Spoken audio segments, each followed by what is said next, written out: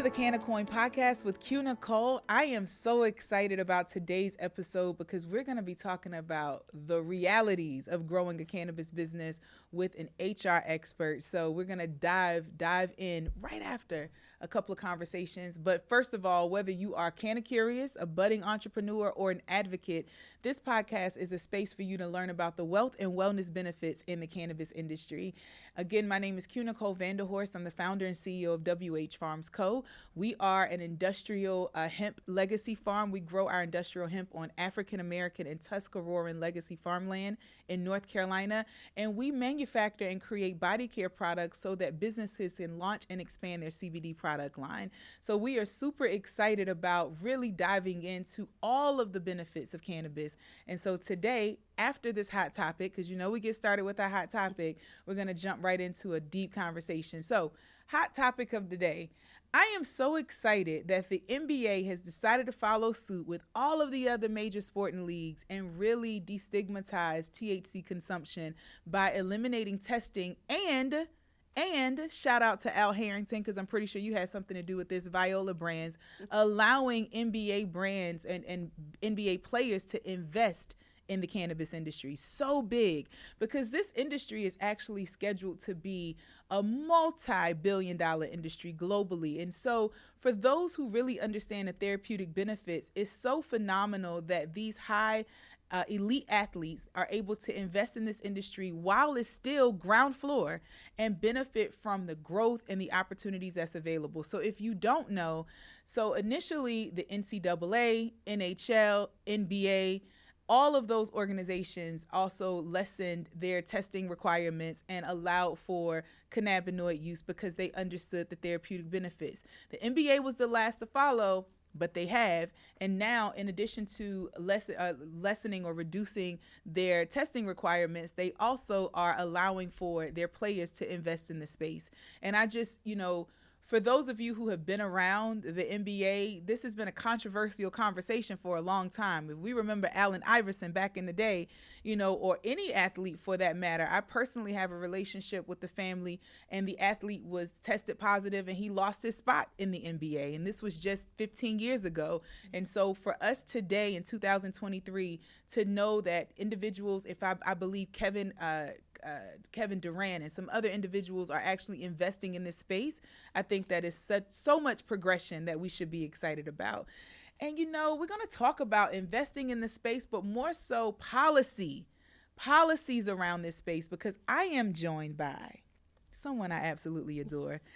Khadija Watson is correct last name, right? Parker now. How can I forget? I know, I'm still getting used to it. Yeah, so, she got married. She became a married woman while we were working together, but no discredit to her husband. Khadija Parker is here with us today. Khadija is the owner of ATN HR consulting firm. Yes. Mm-hmm. She actually helps a number of businesses set up their HR functions, including WH Farms, because as a corporate cannabis company, we just wanted to do everything right. We wanted to be compliant across the board. Mm-hmm. And Khadija has not only helped with our HR and helping to really create team culture, help to create our policies, make sure that we operate as a functional and viable business, but she also has assisted with some of our marketing and community engagement. Mm-hmm. We went to Denver together. We took our clients to Denver. So Khadija, welcome to the Canna-Coin Podcast. Thank you. That was a great introduction. Thank you. Thank you. I appreciate it. And thank you for all that you've done, because Khadija came on board with our company when we were really in visionary mode. Mm-hmm. And I mean, you got to have those people that's just going to roll up their sleeves and make it happen. And I just appreciate you for being that professional. So thank you. Thank you. And I always say thanks for taking a chance on me, especially in an industry that is still being built. Even as we sit here and speak, things are changing.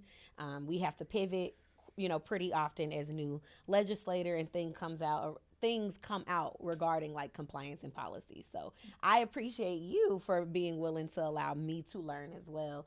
As we were in the process of building something new, it was definitely uncharted territory. So I'm excited today to talk about it, to put out there what we've learned together. Yes. I love it. I love it. So, give everyone a better introduction, or just add whatever I missed to your intro. Like, tell them a bit about what you do, how you help companies, and how you found this passion. Awesome. So yes, I'm Khadija Parker.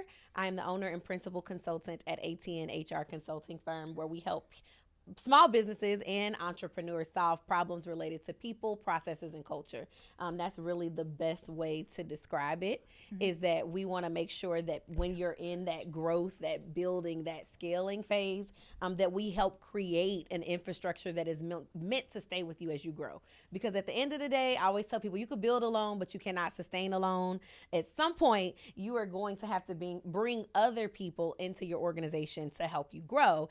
And if you know, when you deal with people, people are going to people. That's what I always say. Listen, they going to people. People are going to people, right? So we want to make sure that we have a framework that allows for us to be able to measure what we want to manage within our teams. Yeah. Hold people accountable, but also just inspire them to come and bring their gifts and talents. Yeah. And share that with those, those of us dreamers, right? That's right. As visionaries. Yeah. Because I tell people, everybody doesn't want to be an entrepreneur. I know we don't believe that, but there are a lot of people out there that will tell you, like, I just want to go to work, right? But I also want to work somewhere where I can bring my whole self, right? Where I can be healthy, where I can contribute, and most of all, feel valued. And so the inspiration behind what we do, I worked in corporate human resources for many years, and then I left there because I just, I never really felt safe in corporate.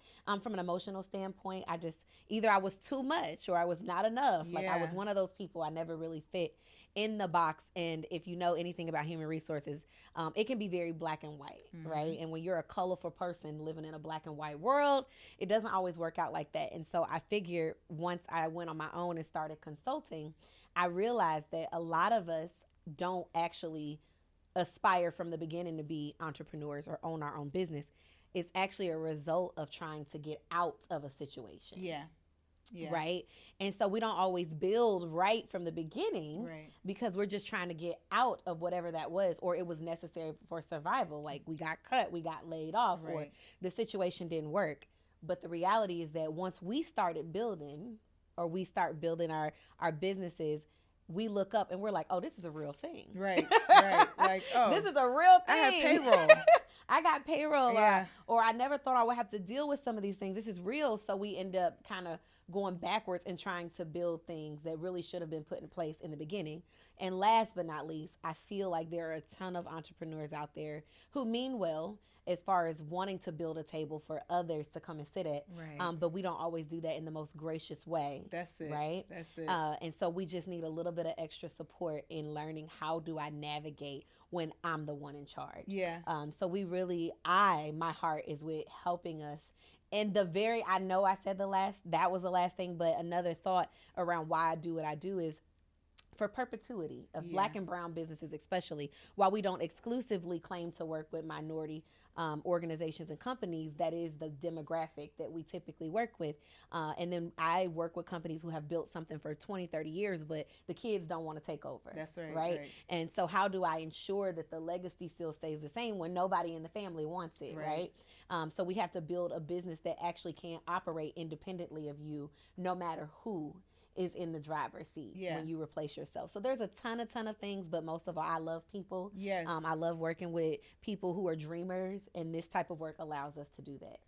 I've nothing but great things to say about working with Khadija, because as a new entrepreneur, as a new business owner, because I'm not a new entrepreneur, especially launching in the cannabis space, I wanted to make sure that I brought someone on that would help me. You mentioned, there are a lot of founders or entrepreneurs that want to provide seats at the table for individuals to have great jobs, great careers. But the stresses of entrepreneurship can be so heavy that they don't always have a great sounding board. And I just believe that human resource is such a phenomenal component to business building, because if you're not able to build your brand or your business through the collective of phenomenal people, then you really don't have anything, right? It's like you have a solopreneurship, and that can become very heavy and taxing. And then you're like, how did I get out here? So I'm excited that you're here. So let's talk about, you mentioned something that I want to kind of dive into, you said that you never felt that you quite fit in corporate. No. You always felt like you might have been a little bit too much here, or Yeah. whatever the case may be.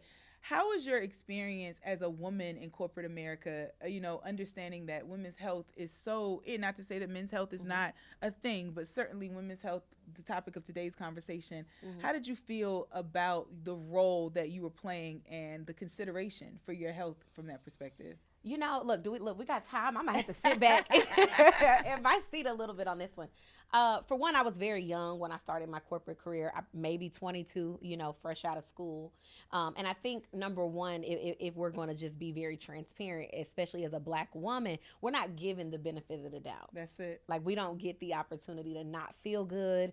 We don't get the opportunity to make the mistakes. I had colleagues that were not women of color who I will never forget. I actually got passed up on a job opportunity in corporate. And I had done the role. I had done the role well. I could point to my numbers, how I had saved the company millions of dollars by my efforts and the strategy that I put into place with taking over the role. And the company decided to expand that role into a district-wide role. At the time, I was just building, I was stationed to a building, but they wanted to take the role district-wide. Well, long story short, the role did not go to me. And I remember thinking, okay, and I stayed around even despite that. But the person who replaced me in the role significantly underperformed, but there was never a question about it. There was excuse after excuse made. And I remember at the time that I was working in corporate, I was dealing with, I know we talk about Black women fibroids a lot, and that was something that I was going through, and it impacted me emotionally. It impacted me physically, but I was still expected to show up and be on. I never got grace or just, hey, I don't felt like I got looked at as if, okay, maybe she got something going on. There was never like, hey, how you doing? If there was a shortcoming or if something was to fall through the cracks. So it is extremely exhausting trying to make sure that you have to fire on all cylinders all the time. Right. Like, there's no room to be human. So that was my experience. I think it echoes the sentiments of a lot of people that I talk to. But for me, I never felt emotionally safe enough to be myself, say what I was going through, be related to. So it was time for me to go. She was like, it was over. When I knew I knew it wasn't going to work, especially for us big dreamers, right? Because you got to do it this way. You got to do it the way that we said it, right? And I know that I worked, the type of population in the community that I worked with at the time was Black women, lower income Black women as well. And there was just such a huge disconnect from the people who were sitting up high, making the policies and the rules versus what our community, what our team members, what our employees were actually living. What they were going through. The impact of those policies. I'm like, you want me to implement this? That doesn't even make sense, right? I will never forget, at one point they were replacing all of the cash registers from the ones with buttons, the old school, like with buttons. They were putting iPads in. And I was fighting for training dollars. I need to bring these people in to show them how to use it. And the district manager was like, it's an iPad. They'll figure it out. And I'm like, well, that's the assumption that everybody got an iPad. I'm serious. Like, that is a lot of times people don't think about things like that. Right. But on top of just the other disparities, the health disparities in the communities that we were working with. And just translating up to even people like myself building these billion-dollar businesses on our backs, but not even being able to be recognized as a human at the end of the day in that type of way. You said so much, because I remember my corporate experience. I left corporate about 10 years ago, and when I left, it was for my own mental health and healing. I mean, they expected the strength with no wavering, right? They expected, and at the time I was in commercial real estate, and I would have evening meetings after a full day, and I was just exhausted and not able to really care for self, and found myself dealing with so much anxiety and dealing with so much just really tense. I was always tense because I was always expected to deliver something. And I never forget, and because obviously back in those days, even considering consuming cannabis was like a no-go if you're on a corporate track, because it was like, you could never get to the top of those suites, the C-suites, if you have that in your track record. But it was necessary for me. And so I remember I left corporate, And when I left, I went out of the country because I'm known to skip out the country for the full 90 days. As long as my visa can hold me out for 90 days, I'm staying. Yeah. And I remember the vice president of the company that I was working for, he reached out and he said, I need you to come back and I only need you for a year. I know you're floating, but I only need you for a year. And I responded, I said, I can't come back unless you don't drug test me. I said, because I'm high, literally typing you this email. Like, I'm literally high right now in Amsterdam. I typed the email from Amsterdam, like, this is what I need. I mean, I asked for everything, guys. I asked for a car allowance. I asked for working from home. Like, I got everything I wanted, including no drug test, because I understood that I had to advocate for me. Mm-hmm. And a lot of times in corporate or in those work environments, it's hard to advocate for self.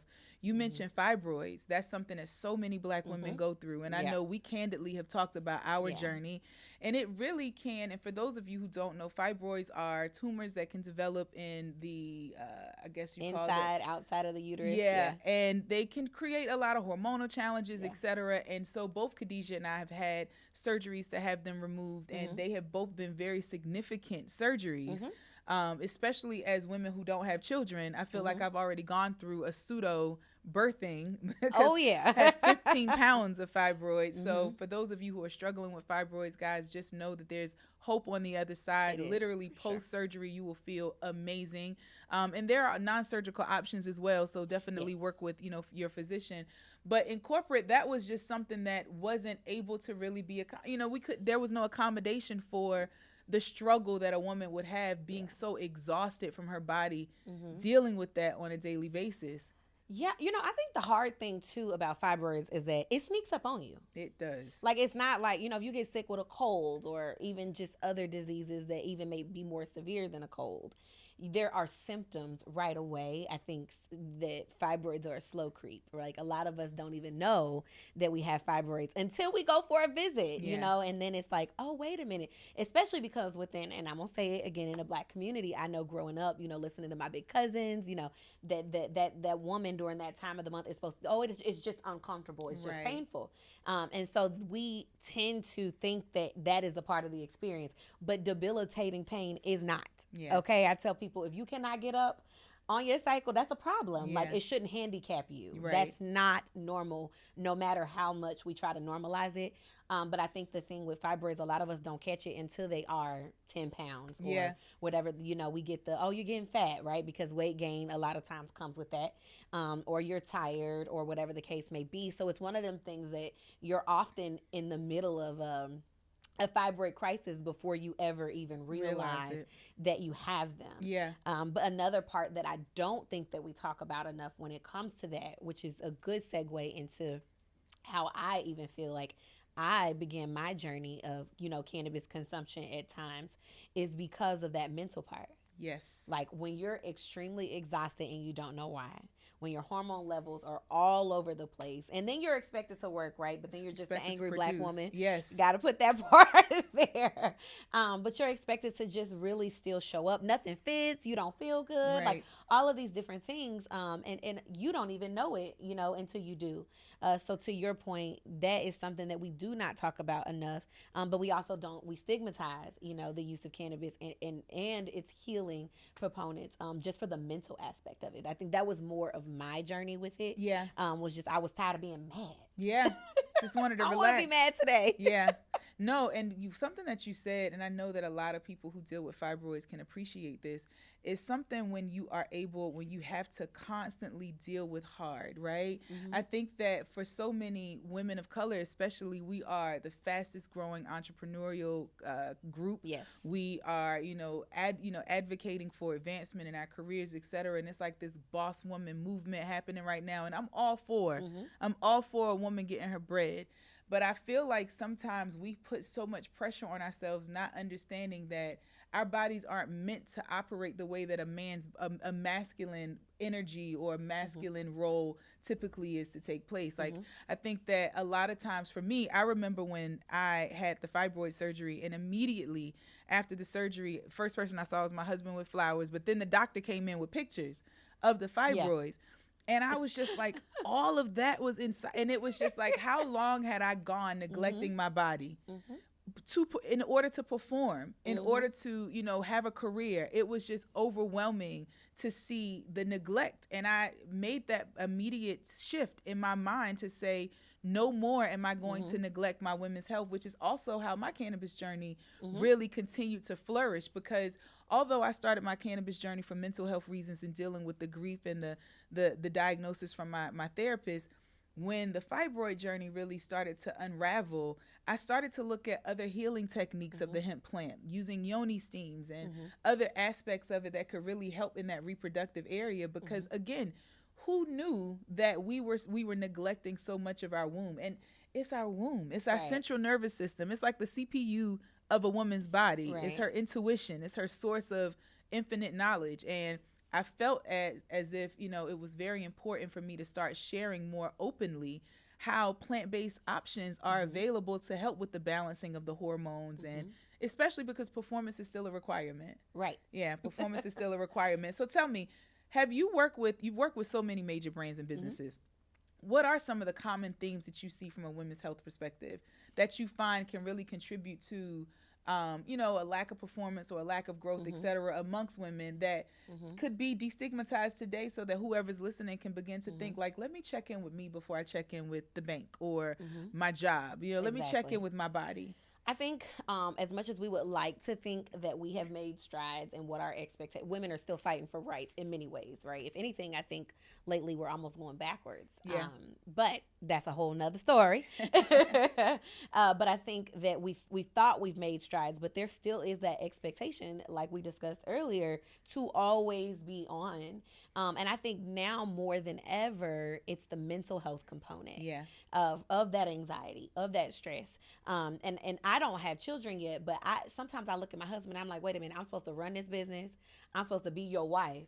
I'm supposed to manage this household, and I got to add kids on top of that. Like, it just seems incredible. I give it hats off to everybody that is raising littles at this point, because when do you have time for yourself, right? And where I'm going with that is what I'm seeing in the workplace is that the immense pressures of life are actually, I don't think people realize, stress can also, we're learning to handle it so well, right? From a mental standpoint, like, I'm okay. Or tolerate it. But then it starts manifesting in the body. You're in pain. You cannot sleep. Your hair is falling out. Your skin is breaking out, right? And then it becomes a complete breakdown.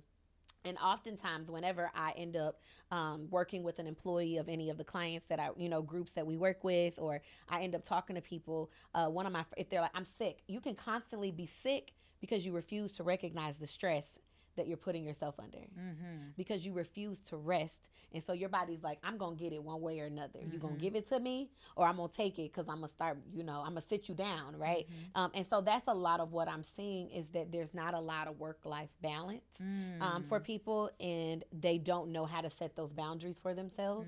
And so one of the things that when I am dealing with an employee, especially an underperforming team member, they may get called in for whatever reason that may be, but one of the first things I say, how are you doing? What's going on with you, right? Because I do want to look at that person. It may really be an issue that we know nothing about, right?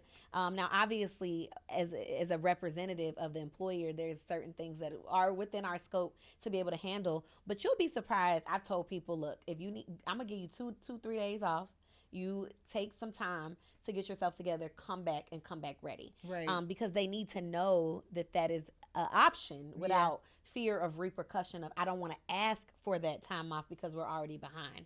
I don't want to ask for that time off because we're going into Q3 or Q4, our busiest time of the year. But for me to really answer your question, I think it's just the immense pressures to perform, to put on in the workplace, whether it's for our own businesses or for those businesses that we work for, that ultimately results in physical symptoms. Because we're not acknowledging and taking care of our mental state. And almost normalizing it. And normalizing it, for anxiety has become normalized. Absolutely. And we almost accept it as if this is like something that we're just going to have to live with, not understanding that we have the power to reset. So I'm really excited that you talked about that. So you work with us. You work with WH Yep. Farms Co. and you helped us to kind of get our life and get ourselves together. You mentioned how you give, you work on giving people a couple of days off.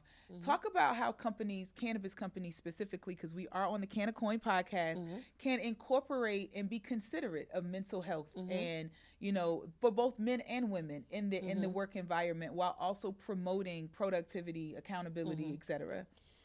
So this is kind of a little bit of a loaded question. I'm gonna back up. I think with cannabis companies, for one, some of them have been around for a while, especially the ones that are based out of like Colorado or California. But a lot of us, or a lot of them, are new. You know what I mean? And whether you're a cannabis company or any other company, when you're a startup, that first 10 years is probably spent just trying to figure out what works, what doesn't work. And I think the most important thing is to recognize that you're taking your team on that journey too. Yeah. Right. So the nights is, we've all done it as entrepreneurs. We're laying there at night and we get this bright idea and we're ready to wake up the next morning and execute. Right. But you have to remember they've been working on your first previous bright idea. Right. And so I always tell people, consider change management. How are we rolling out new things? How are we handling when we have to pivot? How are we saying this doesn't work and we got to scratch it? And that's hard when someone has worked really hard on a project and now we can't do it like that anymore. Like we got to change it, right? And so where I'm going with that is that being a cannabis startup, and I would consider most cannabis businesses at this time to be somewhere in that startup realm, is that just being considerate of you're on a journey that's uncharted. We're all trying to figure this out at the same time.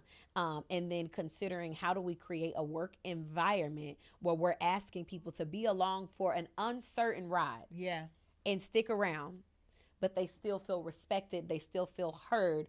They still feel valuable. Are we being flexible? Are we being adaptable, right? And I do think in this space, there are going to be people who have never been users, never been introduced to it. You're going to get some who have been, before cannabis was legalized anywhere, they were the OGs of it, right? So it's just realizing that people are going to be in different spaces, and how you be very cognizant of taking them along the journey, and understanding they may not get it right away, and going back to that mental component. So talk about testing, drug testing, big deal, right? Big deal. But now we also have like an entire cannabis renaissance happening in this nation.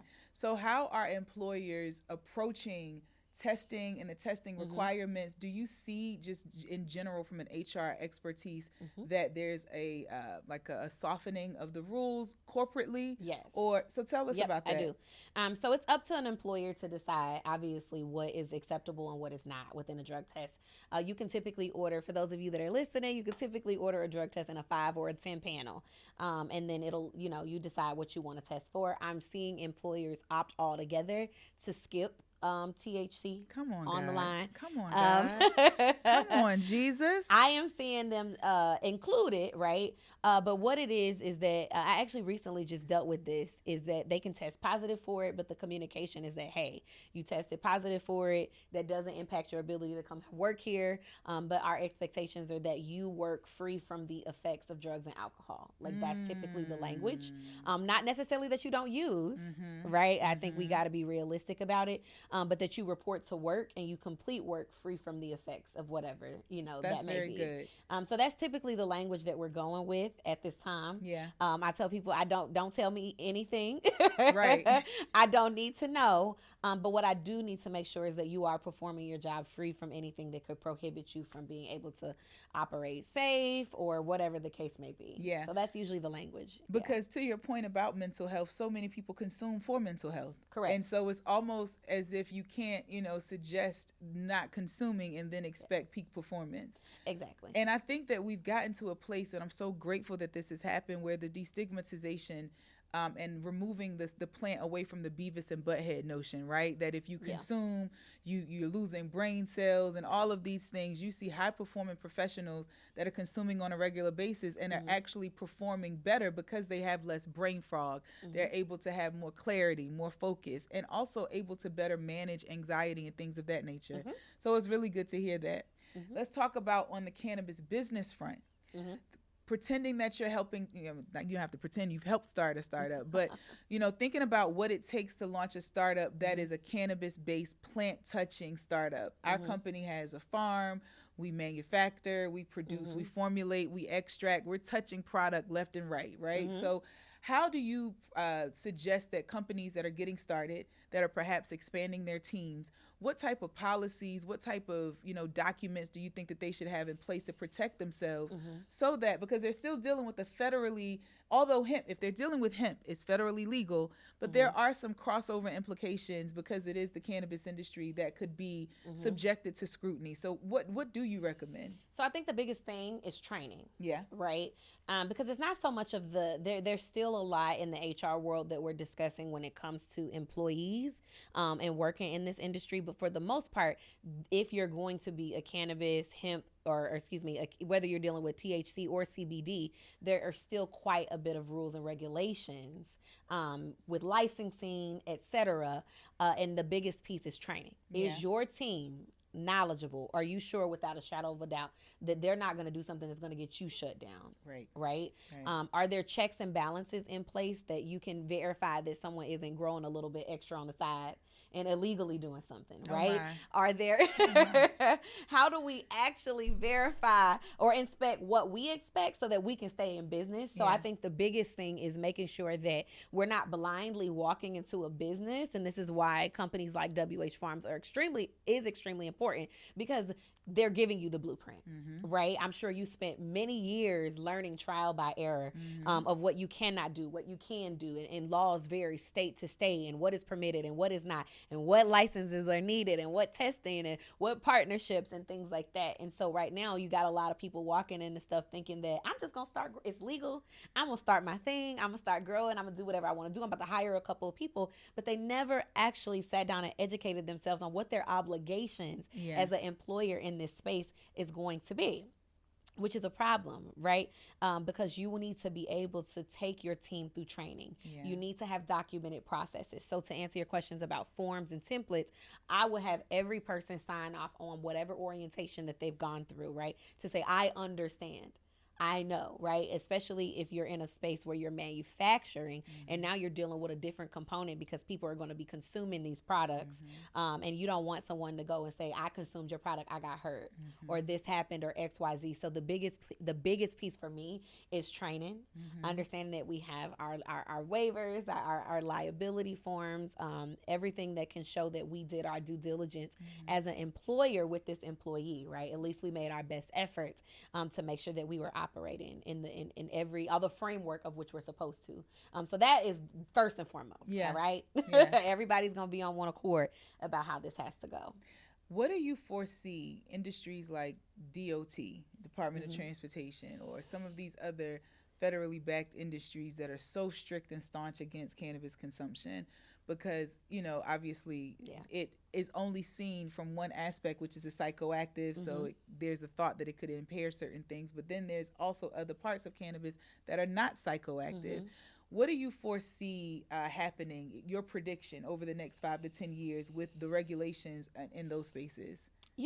I'm not, here's the thing. I don't know if they're going to, unless maybe an investor comes along, I don't know if they're going to want to put enough dollars into research to put some scientific data behind, the limitations that are present when driving. Because right now it's everything that just floats around, right? But is there any hard, just as much as we would research anything else, is there any hard data that says at this is a level that is safe, this is a level that is not safe? Unless those studies start popping up and they're able to definitively say, I don't think that they'll be as open as we would hope. To individuals who would need to, for whether it's health, recreationally, decide to consume. I don't know if we're going to be progressive enough in that type of way. And even if they were, right, I think it's easier to say no. It's just and easier, not open up the can of worms. Exactly. Unless there's an uprising of the people. Exactly. Right? And if there's so many people that are choosing plant-based options, then they're going to, definitely open up. And I will say, shout out to FDA. They did allow for an open call through August 18th of all manufacturers and growers and cultivators to talk about some of the case studies and successes of our clients and focus group research and all that we've been able to compile as we've been in business. They wanted that information so that they can begin to really develop standards for CBD, which we think that is more, as more federal agencies get involved and decide to see it as something more than just a psychoactive drug, but rather a medicinal option that's herbal, that's plant-based, that is federally legal, then it does give opportunity for other federal regulated industries to just kind of say, okay, well, let me see what this is all about. Because I know these truckers are in pain, for sure, and they definitely can benefit from some CBD. So absolutely. Hopefully, right? We want them to open their eyes up to what's in. I think the research is there, but in the way that they would probably want it. Yeah. I'm not sure. It's just easier to say no. And to your point, though, if the people start rising, I think that would be a shift. If you can't find enough drivers. Right, literally. Because they can't pass it. That's when it starts hitting people in the pocket that type of way. Then it's like, all right, we got to do something about this. Literally.